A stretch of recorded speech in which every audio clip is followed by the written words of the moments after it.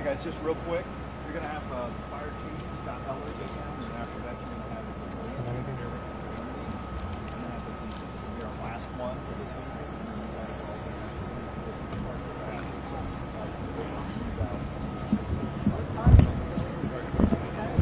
yeah, right after this. A few minutes after. There will be no other updates tonight. It'll be tomorrow morning, and it'll probably be NTSB taking over then. So for right now, you got Fire Chief Ellers and then Police Chief Eric Andy.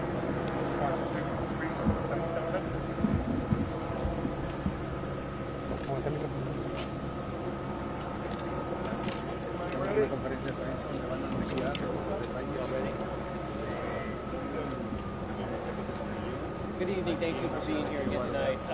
Again, Scott Ellers, his last name is E-H-L-E-R-S, Fire Chief with Clearwater Fire and Rescue. Let me start off by saying first that please understand that we are working through a very complicated scene. There's going to be a lot of agencies that are here and are going to be responding in to help coordinate in the investigation of actually what happened. So we're limited on some of the information we can provide, but we'll do our best to get to the right up-to-date information. Earlier this evening at 7:08 p.m., we received from the fire department report of a structure fire here in Bayside Estates, which is all known for a long time as Japanese Gardens. It's a very large mobile home park. Simultaneously, the ARF units or the aircraft units out of Clearwater St. Pete Airport also received a note of response regarding a aircraft that had some trouble. During that conversation with their tower lost it off the radar and at 3 miles north of the runway, and some of the ARP units responded this way when they saw the fire. Our units got on scene at 1908, 1915 or 7:15 was our initial units on scene, and the aircraft response vehicles were right behind it. That's critical because those aircraft response vehicles are designed to put large fires out, and that was a critical component of maintaining this mobile home park to what we kept it to. The crews did a phenomenal job of getting the fire knocked down very quickly, and it ensued several structures. 3 definitely that had some fire damage, a 4th one with the possibility of fire damage. The aircraft was found in the one structure, predominantly right in that one structure. We are working through right now the element of trying to get to the hot spots, but also to try and get to fatalities. I can confirm that we have several fatalities, both from the aircraft and within the mobile home. We're still working to make sure that there is no additional, and it's limited to what we do know right now. As we continue, we'll provide that information.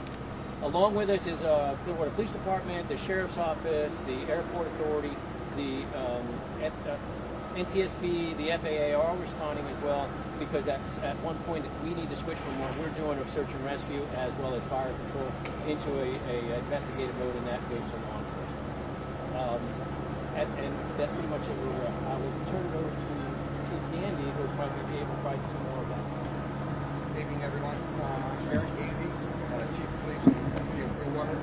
Last name is G-A-N-D-Y. In the case of this nature, my units responded to the scene to support Clearwater Fire Department because we were reported as a single structure fire and then potentially involving several trailers in an aircraft crash. In a situation such as this, we provide the support initially, secure the scene to allow the fire department to work, rescue victims, and suppress the fire. So that was the initial phase of the deployment here. Once the fire is contained and we searched for victims and identified any of the decedents or locations for decedents, the scene is turned over to law enforcement, and we coordinate with our federal partners, the NTSB and FAA, to continue the investigation. View this, if you will, as a serious traffic crash, one of our traffic homicide crashes. That's how we approach these scenes. Scene preservation is critical, and because we're here before FAA and NTSB, it's our responsibility to ensure the scene's integrity. So that's what my units are doing. We're ensuring that the scene is secure and maintained. We work with the medical examiner's office to remove any victims and work on victim identification. We work to find any witnesses so that we can turn all of that information over to our federal partners. Clearly, local law enforcement doesn't determine causality and causation with aircraft crashes, but we help to maintain the scene integrity and conduct a preliminary investigation for our federal partners. Clearly, we're not in a position now. We are just now finished. The fire department has just now finished knocking down some of these hotspots for us. We haven't been able to get into the scene to effectively assess the totality of it at this point. As Chief Eller said, we do have visually several fatalities on the ground, and we'll be working through that scene as the night progresses to further clarify what we have and secure that scene for NTSB and FAA's arrival later in the evening.